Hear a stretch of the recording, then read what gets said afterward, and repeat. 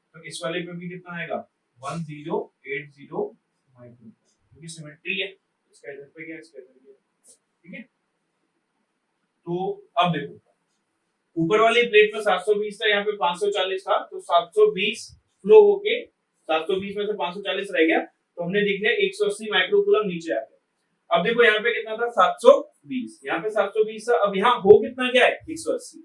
नीचे वाली प्लेट की बात कर रहा हूँ मैं C3 की, तो यानी यहाँ चार्ज बढ़ गया है, यानी और चार्ज फ्लो होके नीचे आया है, तो और चार्ज फ्लो होके नीचे आया है, फिर से चार्ज नीचे आया है, कितना हो गया फाइनल में 1080 था, कितना -720।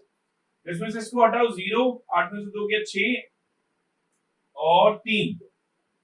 अब इसका चार्ज भी नीचे आया है और इसका चार्ज भी नीचे आया है, तो दोनों चार्ज जुड़ जाएंगे, तो 0 0 और 500, तो 540 microcoulomb charge has phloem through the switch. ठीक है भाई, तो देखो भाई ये वाला क्वेश्चन है, इसमें डाइलेक्ट्रिक भरे हुए कैपेसिटर के अंदर और हमें इसका सी इक्विवेलेंट निकालना है। ठीक है, तो थोड़ा सा रिकॉल करा रहा हूं आपको, डाइलेक्ट्रिक वाला कांसेप्ट आपको याद होगा, जब हमारा वैक्यूम कैपेसिटर होता था तो कैपेसिटेंस आता था F0A/D, और जब हमारा डाइलेक्ट्रिक होता था उसके अंदर हम डाइलेक्ट्रिक फिल कर देते थे तो कैपेसिटेंस आता था KF0A/D, याद होगा। ठीक है, इसी को हम यूज करते। तो अब हमें थोड़ा देखना है, समझना है कि बेसिकली यहाँ 3 डाइलेक्ट्रिक हैं, तो 3 कैपेसिटर आ रहे होंगे, तो उनको थोड़ा देखना है कि कैसे।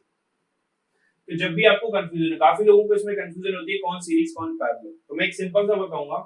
पहले इसके 2 टर्मिनल पकड़ लो, एक टर्मिनल भाई ये है और एक टर्मिनल ये है, एक टर्मिनल से दूसरे टर्मिनल पे चार्ज फ्लो कराओ, चाहो तो बैटरी मान लो या चार्ज फ्लो कराओ, खुद ही समझ जाओगे चार्ज फ्लो होगा। ये चार्ज Q पूरे में आएगा, अब ये चार्ज इधर जाएगा और ये चार्ज इधर जाएगा, तो Q1 और Q2 फिर जुड़ जाएगा चार्ज। तो अब खुद पता चल गया होगा आपको कि बेसिकली एक टर्मिनल से बैटरी की एक प्लेट से कैपेसिटर की एक प्लेट से दूसरी प्लेट की तरफ फ्लो कराओ, रास्ते में चार्ज पड़ा, फिर इधर गया ये। तो अगर इससे आपको एक सर्किट डायग्राम समझ आ गया होगा, इसका सर्किट डायग्राम देखो कैसे बनेगा, खुद ही बता दो। ऊपर से आया तो फिर इसको एक कैपेसिटर मिला, फिर एक कैपेसिटर इधर बनेगा और एक कैपेसिटर इधर बनेगा, बस हो गया क्वेश्चन सॉल्व, बस इतना करना। ये वाला कैपेसिटर है, ये वाला कैपेसिटर है, ये वाला कैपेसिटर है, हमें इसका कैपेसिटेंस लिखना है। कैपेसिटेंस के लिए फॉर्मूला याद रखना, C = K/A/D। तो C1 निकाल रहा हूं मैं, C1 कितना आएगा K1 F0। याद ध्यान रखना हर चीज का, एरिया कितना है, D कितना है, एरिया कितना यूज हो रहा है, पूरा एरिया मिल रहा है उसको A, D डिस्टेंस कितना मिल रहा है इसको, केवल D/2 मिल रहा है, तो कितना मिल रहा है D/2, ये मिलेगा।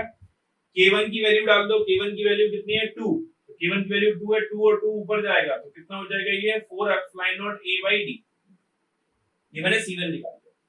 अब इस पे आ जाओ, ये यहाँ बना हुआ है, तो ये मेरा आ जाएगा C2 will be K2 F0, area कितना मिल रहा है A, डिस्टेंस कितना मिल रहा है D/2, तो C2 कितना आ गया भाई, K2 की वैल्यू कितनी है 3, तो 3 और 2 ऊपर जाएगा 6 F0A/D। अब इधर आ जाओ C3 पर, C3 ये वाला कैपेसिटर C3 है, तो इसमें देखो ध्यान से K3 F0A/D/2, K3 कितना है 4 को यहां डालोगे 4 2 8, तो कितना आ गया 8 F0A/D, तो ये आपका कैपेसिटर। ठीक है भाई, तो यानी हमारे पास 3 कैपेसिटर हो गए, पहला, दूसरा और ये। अब मैं इसको और फर्दर सॉल्व कर दूं तो और फर्दर बहुत आसानी से सॉल्व हो जाएगा। ये दोनों किसमें है भाई, ये दोनों किसमें है पैरेलल, तो ये दोनों पैरेलल में तो डायरेक्ट जोड़ दूंगा, तो इनका कॉम्बिनेशन कितना आ गया C', तो C' will be 6F0 C2 plus C3, direct जोड़ दूं 6 प्लस 8 14, ये कितना आ गया 14 F0A/D। अब इन दोनों का कॉम्बिनेशन C' निकला, C' C1 के साथ किसमें है सीरीज, तो C इक्विवेलेंट कैसे निकलेगा 1/C equivalent is 1/C1 plus 1/C', तो 1/C equivalent, what is 1/C1, C1 को उल्टा करना है तो D/4 pi F0A, और ये D/14 F0A,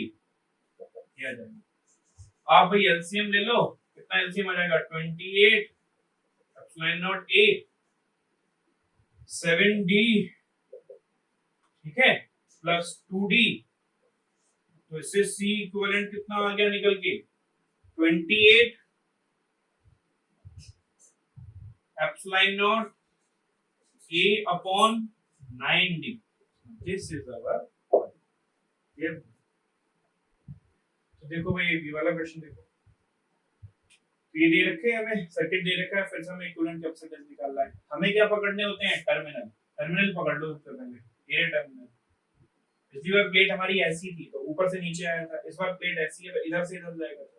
टर्मिनल पकड़ लो, यहाँ से चार्ज फ्लो कराओ, ऊपर जाएगा, नीचे जाएगा, ऐसे जाता रहेगा, ऐसे जाता रहेगा, यानी फिर से कितने कैपेसिटर बन गए, 3। 3 को बना देता हूँ भाई मैं, तो ध्यान से देखो। पहले एक ऊपर बनेगा, यहाँ से आप जा रहे हो ना, एक ऊपर बनेगा, फिर एक बगल में बने, नीचे सॉरी आगे गए, फिर एक और बन जाएगा, फिर एक नीचे बनेगा। ये बन गया भी हमारी कैपेसिटी। इनकी वैल्यू लिख देता हूँ, पहले वाले की वैल्यू लिख रहा हूँ C1। C1 की वैल्यू डायरेक्ट फॉर्मूला डाल रहा हूँ, K epsilon not A by D। ध्यान देना, K एप्सिलॉन नॉट, K कितना है 1 एप्सिलॉन नॉट A। एरिया कितना मिला भाई इसको, A by 2। एरिया इसको A by 2 मिला है इस बार, और D कितना मिला है, D by 3। तो इसको मैंने डाला D by 3। तो C1 निकल के हमारा कितना आ गया भाई, थोड़ा बड़ा फिगर बना दे रहा हूँ इसका।